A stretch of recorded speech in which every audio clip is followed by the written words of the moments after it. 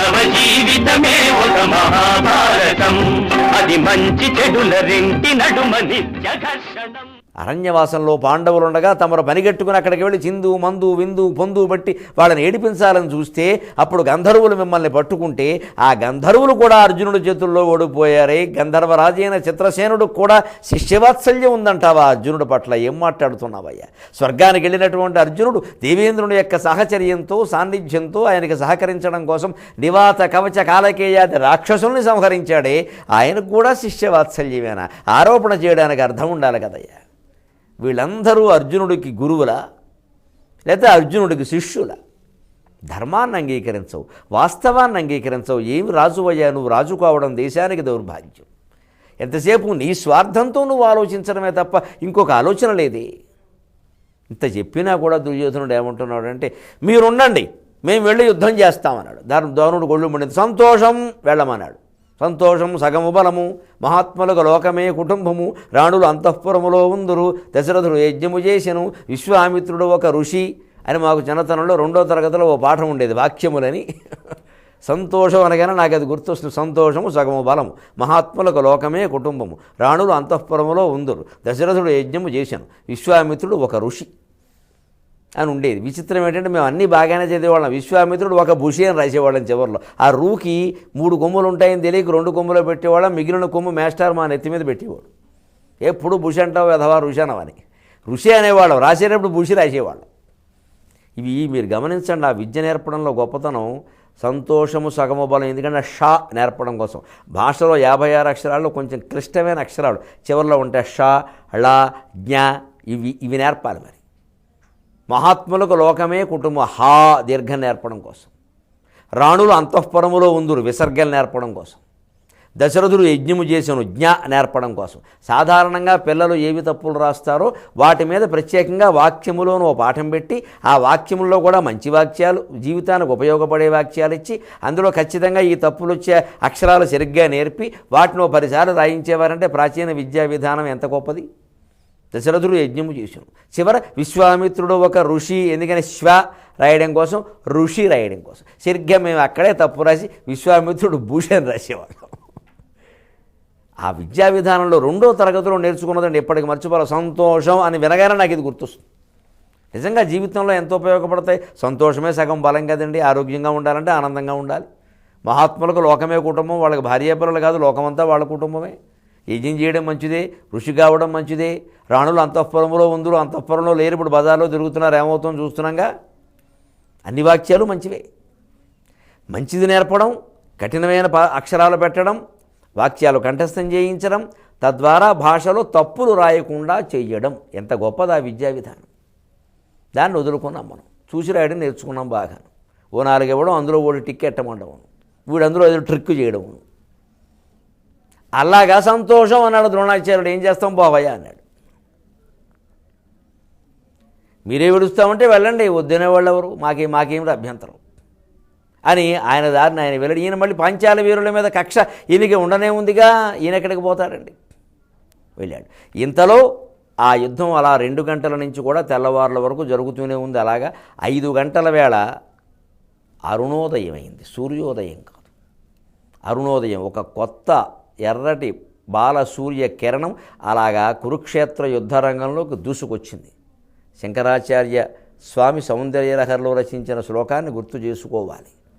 తనోతు క్షేమం నస్తవ వదన సౌందర్యలహరి పరీవాహ స్రోతస్సరణిరివ సీమంత సరణి, పరీవాహ స్రోతస్సరణిరివ సీమంత సరణి, వహంతి సింధూరం ప్రబల కబరీ భారతిమిరద్విషాం బృందైర్బందీకృతమివ నవీనార్క కిరణం. లోకమంతా చీకటిమయమైతే ఆ చీకటిని తీర్చడానికి వచ్చినటువంటి బాలసూర్య కిరణం ఎలా ఉందో శంకరాచార్య స్వామి వర్ణిస్తున్నారు. అమ్మవారి యొక్క కేశపాశమంతా చీకటిలా ఉందిట నల్లగా. ఆ మధ్యలో పెట్టిన సింధూరపు రేఖ తొలి బాలసూర్య కిరణంలా ఉందట. ఏం మహానుభావుడండి, ఏం కేవండి. ఎందుకని మరి అది సూర్యకిరణం అయితే ఈ కొప్పు ఎందుకండి చుట్టూ ఉంది అంటే, తొలి సూర్యకిరణం ప్రవేశించగానే చీకటికి భయంగా ఉంటుంది. మరి సిబిఐ జేడీ లక్ష్మీనారాయణ గారిని చూస్తే దొంగలకు భయంగానే ఉంటుంది. మరి ఎక్కడ బంధించేస్తాడు అని. అలా సూర్యకిరణం లాంటి వాడు మహానుభావుడు, వీళ్ళంతా దొంగలయ్యే చీకటి లాంటి వాళ్ళు. అందుకని ఆ కేశపాశం చీకటి కదా భయపడిపోయి ఇలా ఒక కిరణం వస్తుంది, మనం చూస్తూ ఊరుకుంటే ఇంకా చాలా వస్తాయి, ఇంకా చాలా వచ్చేసి మొత్తం మనకి ఈ చీకటి లేకుండా చేసేస్తాయి. అందుకని ఒంటరిగా వచ్చినప్పుడే బంధించేయడం మంచిది అని ఈ కేశపాశంలో ఉండే మిగిలిన కేశములన్నీ కలిసి ఆ తొలి సూర్యకిరణాన్ని బంధించాయిట. ఈ బంధించాయనే మాట దేనికంటే సింధూరపు రేఖ ముత్తైదువులకి ఇక్కడ వరకే ఉంటుంది, చివరి వరకు ఉండదు. ఆ పాపట కూడా ఇక్కడ వరకే తీసుకుని ఇక్కడి నుంచి మళ్ళీ కొప్పు అంతా ఉంటుంది. ఆ సగంలోనే ఎందుకు ఆగిపోయింది సింధూరపు రేఖ అంటే ఈ చీకటి కేశపాశం అనే చీకటి దాన్ని బంధించి ఉంటుంది. ఎందుకంటే దాని భయం దాంది కదా. తొలి సూర్యకిరణంతో పాటు ఏకంగా పొద్దుపొడుచు సూర్యుడు, ఉదయాన సూర్యుడు, మధ్యాహ్న సూర్యుడు, సాయంత్రపు సూర్యుడు అందరూ వచ్చేస్తారేమో, ఇక నేను లేకుండా పోవాలి ఈ లోకం నుంచి అనే శత్రువుకి చీకటికి భయంగా ఉంటుంది కదా, అందుకని అన్నాడు. అలా తొలి సూర్యకిరణం ఉదయించగానే 5 గంటల వేళ ఆ 2 వైపుల నుంచి వచ్చి పాండవ సైన్యాన్ని కౌరవ సైనికులు చుట్టుముడుతూ ఉంటే శ్రీకృష్ణుడు ఒక ఉపాయాన్ని చెప్పాడు. అర్జున, అప్పుడే 15వ రోజులో ప్రవేశించాం. ఇంకేం వేసవకాలం సెలవులు కాదు, పిల్లలకి ఇవ్వడానికి 2 నెలల పాటు యుద్ధం చేద్దామనడానికి తెమల్చాలి. 2 మైలా గండు మిగిలి వచ్చు సైనికులను డాపడనిడి తనుమవలయు అన్నాడు. 2 పక్కల నుంచి పరాక్రమంతో వస్తున్నటువంటి కౌరవ సైనికులందరినీ ఎడంవైపు పెట్టి తరుమవలయు, డాపట వలపట అంటారు. ఎడంవైపుకి పెట్టి వీళ్ళందరినీ, ఇది ఒక వ్యూహం అండి. నిజంగా శ్రీకృష్ణుడి యొక్క ఆలోచన లేకపోతే పాండవులు గెలిచేవారే కాదు. అలాగని పాండవుల ఆయుధాలు పరాక్రమాలు లేకపోతే దేవుడు వచ్చి ఏం చేస్తాడు? అంచేతన పురుష ప్రయత్నం ముందు సాగుతూ ఉండాలి, దైవానుగ్రహం వెనకాల ఆశీర్వదిస్తూ ఉంటుంది. అంతేగాని దైవానుగ్రహమే ముందు అనుకోకూడదు. ఈ ప్రయత్నం ఉంటేనే అది వస్తుంది, లేదా ఎవడుంటే వాడి దగ్గరికి పోతుంది. అందుకని ఎడంవైపును పెట్టి తరమని ఎందుకు అన్నాడు అంటే ఎప్పుడు వీరుడు కుడివైపు ఉండేవాళ్లతో ప్రధానమైన యుద్ధం చేయగలుగుతాడు. కుడివైపు వడ్డించడమేనా, ఆయుధాలు వడ్డించడమేనా, దెబ్బలు కొట్టడమేనా, కుడివైపు తేలిక. తల్లి పిల్లాన్ని సరదా కొట్టినా వీపు మీద కుడి చేత్తో కొడుతుంది తప్ప ఇలా పట్టుకుని ఎడం చేత్తో ఎవరో కొట్టరు. వడ్డించడం చూడండి, ఇటో పంక్తి కూర్చుంటే కుడివైపు వడ్డించడం తేలిక, కాస్త ఇలా వేసి అందుకే బంతిలో వలపక్షం అంటారు. వడ్డిస్తూ ఉంటే వలపక్షం అంటే కుడివైపు ఉన్నవాడికి 2 బూర్లు తోసేయడం తేలిక. ఎడంవైపు తోయాలంటే ఏం చేయాలి? ఇలా తిరిగి ఇలా తోయాలి, కొంచెం కష్టం. అందుకని కాస్త కుడివైపు కూర్చుంటే వడ్డించడం తేలిక. పక్షపాతం చూపిస్తే బంతిలో వలపక్షం చూపిస్తున్నారంటారు. ఆ కుడివైపు వడ్డించడంలాగే కుడివైపు కాస్త 2 దెబ్బలు కొట్టడంలాగే కుడివైపు ఉన్న వాళ్ళతో యుద్ధం చేయడం కొంచెం వీలుగా ఉంటుంది. ఎంతైనా కుడి ఎడమే కదా, ఎంత ఒకటైనా.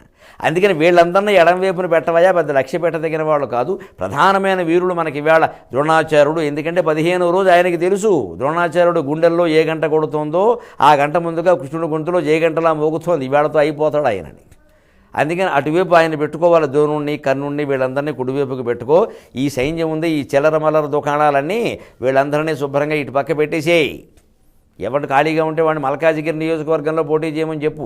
31 లక్షల ఓట్లు ఎవడన్నా గెలుచుకున్నా గెలిచేవాడు గెలుస్తాడు. అందుకని గంటే ఈ పక్కకేంటే మొత్తం అందరినాయి, నువ్వు ఈ సంగతి చూసుకో అని కృష్ణుడు మంచి సలహా ఇచ్చాడు. సరే, అప్పుడు ద్రోణాచార్యుడు దూసుకుంటూ వచ్చాడు. పాంచాల సైన్యాన్ని కొన్ని వేల మందిని వినాయక చవితికి తామర పూలు కోసినట్టే కోసి పారేసేట్టే. అంత భయంకరమైనటువంటి పరాక్రమం చూపించాడు ద్రోణాచార్యుడు. అంత భయంకర యుద్ధం 15వ రోజు తెల్లవారిన తర్వాత ఎలా సాగుతుందో, ద్రోణాచార్యులకి 5వ రోజు అఖండ విజయాన్ని సమకూరుస్తుందో, అనంతమైనటువంటి స్థానానికి తీసుకెళ్తుందో మనం 23:30 గంటల్లో తేల్చుకుందాం. అంతవరకు సెలవు. తెలుగులో మాట్లాడదాం. మీ అభిప్రాయాలను సూచనలను మాకు తెలియజేయాల్సిన చిరునామా భక్తి TV, care of Rachana television private limited, road number 92, Jubilee hills, Hyderabad 5,96,000. మా ఇమెయిల్ ఐడి bhakti@gmail.com. మా వెబ్సైట్ www.bhaktitv.org. Phone number 901012223333.